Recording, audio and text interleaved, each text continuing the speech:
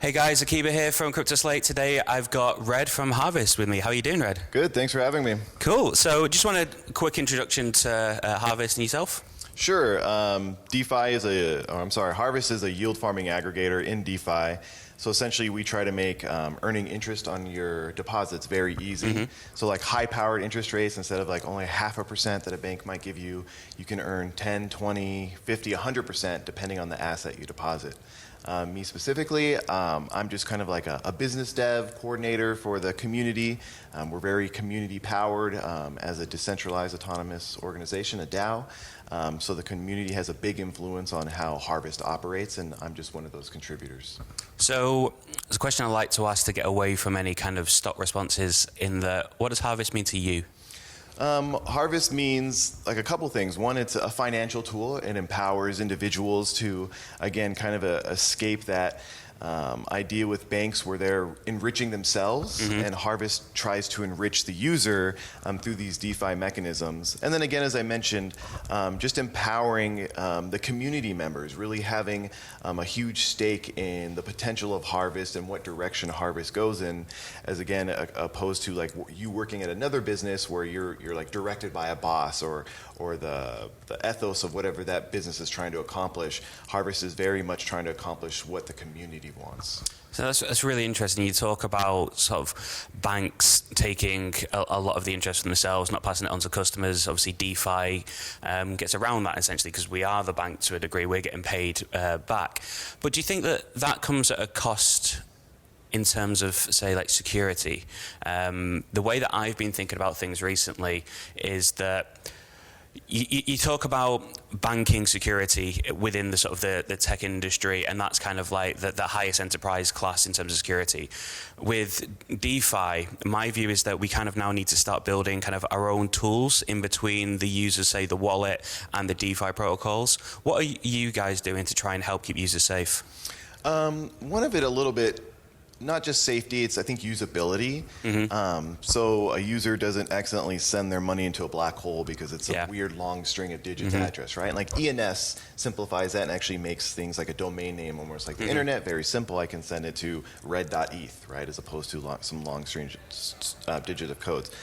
But then also security, you know, we're on the cutting edge, right? Like on the wild frontier, like rushing to the gold rush. So there's a lot of dangers out there for trailblazers. So as you're saying, one of it's on us to be cautious, not to ape in just because there's 1,000% APY and understand, but also for developers to be more responsible, to make sure they're taking their time and delivering these really good products, and then truly understanding, you know, it's live money that's at stake. There's these people's money's livelihoods at stake. But again, it's kind of hard to fully answer that question because you're on this cutting edge. There's always going to be something new and strange coming up. So it's up to us to be very like diligent in what we're doing, but understand there's also a trade-off here, right? Like we're trying to break away from these banks and these centralized systems. So there's going to be a little bit more risk that we take on our side to try to obtain these freedoms for ourselves. Yeah, I mean, I completely see that, and that's why I'm thinking that to a degree there's a bit of education and for users to start finding other tools to kind of help them manage their own kind of risk appetite.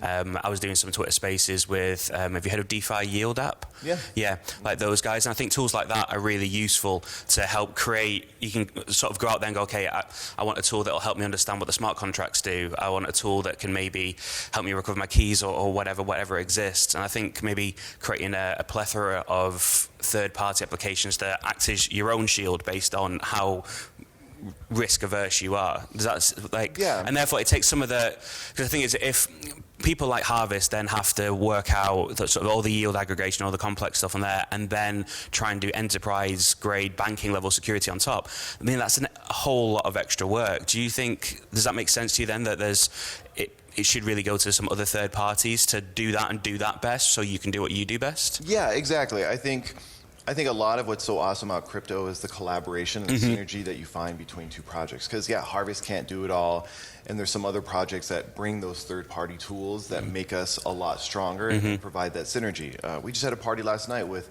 Simplify, and not so much security, but there is a gap in, hey, we're providing you with this APY at Harvest, but there's so much financial information that you can also abstract from all of that as well. Like, What if I could put my money here instead of for the next 3 months? What would have that gotten me? What is the historical rate of return on this vault instead of just a live APY up front? And it provides this huge suite of information, like a truly traditional finance product where if you had like a hedge fund manager printing out this big report, all of that's on chain now. So they can ultimately just write a third-party program and it extracts all that information for you and it's right there in front of you. And it's a lot safer when you know kind of you can project a little bit forward and see what the history backwards was. And a hell of a lot cheaper than a Bloomberg terminal. Exactly.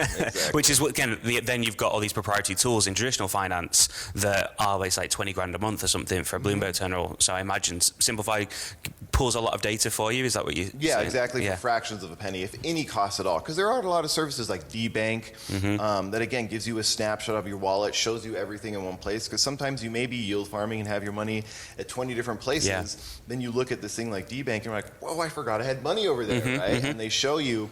And it is easy to kind of lose things in a sense in crypto because there is stuff kind of siloed all over the place. So you're definitely a big proponent of community and having different projects working together to kind of for the better of blockchain. Oh yeah, it's huge. Because again, we're a yield farming aggregator.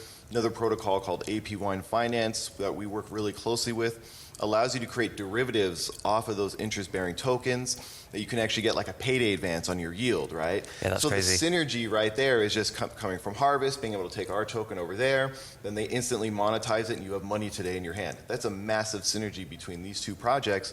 Again, if we were still siloed, we wouldn't be able to offer that to our customers. You talked previously about the user experience. Do you think the UX of DeFi is good enough at the moment for mass adoption? No, not at all. I joke around all the time. My Aunt Matilda would be completely lost in crypto. And I think that's one of the biggest efficiencies is making sure we improve UX, we keep doing things like ENS, so we have domains that make things easier. But again, there are such very powerful tools out there, but the idea that you could get rug pulled or send your money into the oblivion, that's not going to make grandma comfortable, right? And we kind of really need to take that step, just like the internet did. Once you got past all these pop-up windows and spam or whatever, now anybody can just do a couple clicks and you're sending an email, you're cruising the internet, and grandma can do it, right? And that's what we need to get crypto to. So what's the biggest UX challenge at the moment, if you had to pick one? I think it's almost this idea of like, I have to send my money from like a Coinbase to like a MetaMask wallet, and then I gotta go to your website, then I gotta click deposit, approve, and then I gotta spend some gas, and then I gotta actually do my deposit, and then I gotta do some staking, and so there's all these kind of like jump, and that's hard, and it can be gas intensive, and so again, grandma's gonna be like, why do I have to click this button 12 times just to get my money invested, right? So I think we need a little bit like of a one-click solution, kind of a bridge, as opposed to kind of these deep, complex UXs that we have right now. It's difficult, isn't it? Because you can't then appeal to everyone, because you've got the crypto natives that if they can't see every single thing that's going on, then they won't trust it.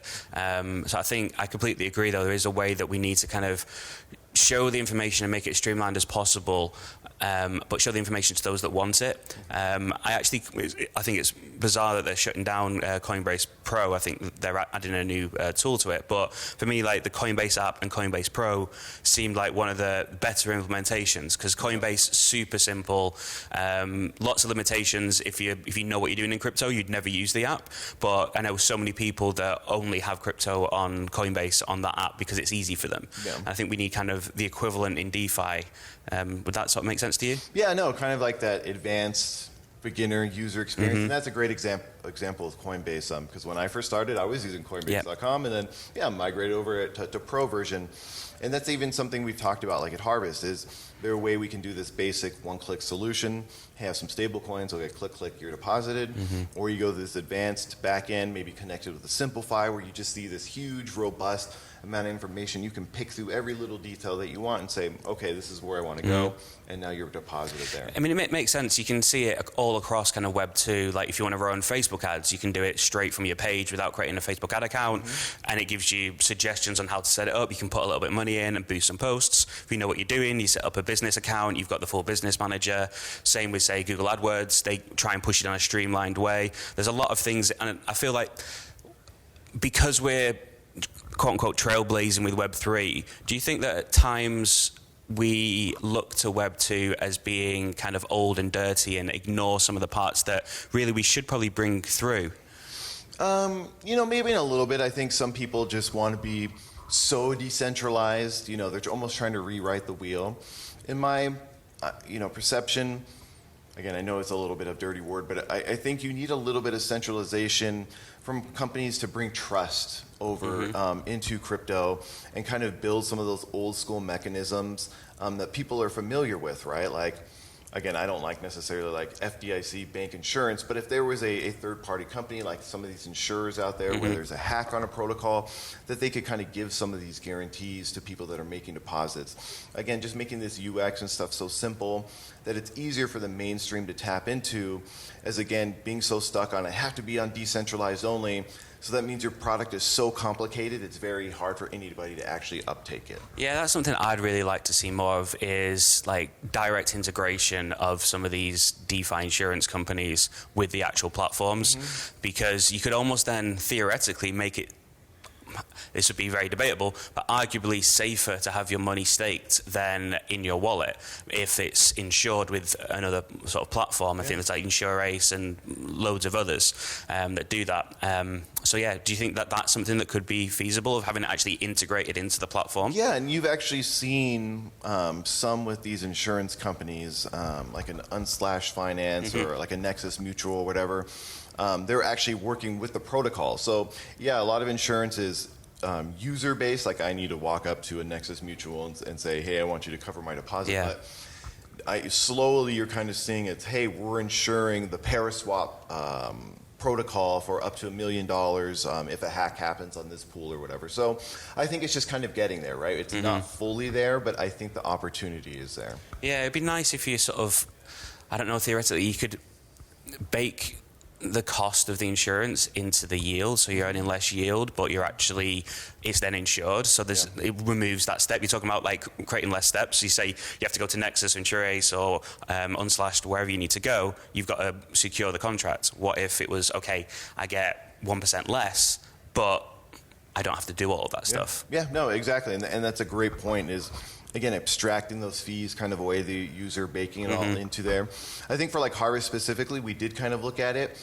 We're just not comfortable yet with the insurance space to necessarily do it. I think it's just something else that's kind of growing past, I don't want to say like a gimmick stage, but they just need to mature a little bit more as a product-wise before we're kind of comfortable. Because once you do something like that, then you're almost vouching for that project that you're collaborating with and giving insurance to. And so we want to make sure when we do offer kind of like this insurance program that we are fully comfortable with that Unslash or Nexus Mutual or whoever it is. I mean, that could be a really positive aspect of kind of the last 2 months, and the fact of a lot of these insurance companies being tested, because they now have to pay out. Obviously the USTD peg caused pretty much all of them to have to pay out in some form, so maybe it's a positive of the bear market. So we're at ECC, and talking about bear markets, what are you looking to learn at events like this and other ones throughout the bear market? For like me specifically, because I'm a community guy, I want to know what people are thinking right now. Like, what do you think about a bear market? Is this influencing where you're depositing or how you're using your crypto? Are you jumping out of crypto completely? Like we were at an event last night and we were kind of discussing this and how do you survive a bear market and what are the best opportunities out there, right? And like we think yield farming is one of the better opportunities for like a normie, just because if you jumped out of Ethereum because it was crashing and you're sitting in stable coins and maybe sitting on the sideline, well, put your money in yield farming and get that percentage while you're sitting on the sideline. Or if you were a diamond hand and you were still sitting in ETH and you rode it all the way down and you're still planning to hold that ETH, well, maybe get it in Lido DAO, staked ETH, and then stake it with us and earn 10% on that. But like either way, it's sitting stagnant in your wallet, not doing anything. You should be putting it to work because yield farming is one of the relatively more safe things in crypto. Other than like some black swan event that hacks a protocol, you know, if you're using a protocol like Harvest that's been here for almost 3 years now, you know, a rug pull is not going to happen with us. So ultimately, you're feeling pretty confident that you're making that 5-10% on your funds, as opposed to worrying about what the market's going to do at any given moment. So it's a $1 million question, but you personally, what sort of signs are you looking for signs that the market's about to reverse? Not investment advice here. You know, to me, I just look at the fact that developers are really just churning out these products continuously, right? And if you're always looking at the market and worried, well, the market's always going like this, so you can be worried a whole bunch of the time, right? To me, I'm very inspired by seeing all these new projects coming out, coming to a conference like this, seeing how excited people are, how people still want to collaborate and say, oh, Harvest Finance, yeah, we want to work with you guys, you know, yield tokenization, AP Wine, or, you know, Complify making new derivatives. You know, there's all these new exciting things that are coming out that crypto definitely isn't dead. It's only if you're just so hooked into the monetary part of it and pricing that makes you feel uncomfortable. But if you look past that, the technology is exploding, and that's what makes me very excited. Yeah, you wouldn't know you're in a bear market at this conference, would you? I mean, there's like Bitcoin, I mean, obviously, I think it's one of the only conferences where Bitcoin's pumped throughout the conference. Usually it does the complete opposite. Yeah. But you wouldn't know it talking to people. I've not noticed any real kind of worry or fear that they're in the wrong space. Have you seen anything sort of bearish? No, not, you know, again, there's always that slight worry, and people kind of have that question. But yeah, you come to a community event like this, and people are still so passionate, and yeah, it's pumping a little bit, so maybe that's adding a little bit of positivity right now. But again, just seeing how many people are truly building like excellent products that are going to work with each other, and it's trying to actually unify the space a little bit more. Like crypto's been very siloed in a sense, and all these projects have been split up, but now it's just coming together, and it's forming like that web like the internet was, right? And all these websites and protocols are now feeding off of each other. And so again, I think that's what's really, we're simmering underneath like the market pricing, but really there's going to be this point where it just explodes, and now everybody's using crypto, and the price will be something that fades to the background. Fantastic. So anything coming up for Harvest that you want to kind of plug or talk about? What's next? Sure, yeah. I mean, we're coming out with our V3, and it's very focused on what we were talking about earlier, simplifying the UX, working with projects like Simplify or AP Wine Finance to make the protocols offering that much more sustainable. So with Simplify, you see all of what Harvest can offer, very statistical, like I said, like a hedge fund manager report, where you're going to get a lot more information, see what Harvest is providing you. If you need money today instead of like 3 months from now, you can utilize AP Wine Finance for like that pay advance. So again, working with like these two other projects, rolling out a new UX for the user, so it's a lot easier for them to see what's going on. I think that's going to be like the next evolution of Harvest. In addition to the fact that we're releasing new strategies like monthly, trying to be on the cutting edge of what's available for users, and not just like, oh, this is the same thing we've been offering you for like the past 6 months. Like, we're very good at what's the cutting edge. Oh, Looks Rare is coming out, and they're having this huge APY vault coming out. Is it safe? Let's look through the contracts and let's get it out to the people, because that's what they want. Fantastic. Well, thank you very much for talking to us, and enjoy the rest of the conference. I appreciate it. Thank you.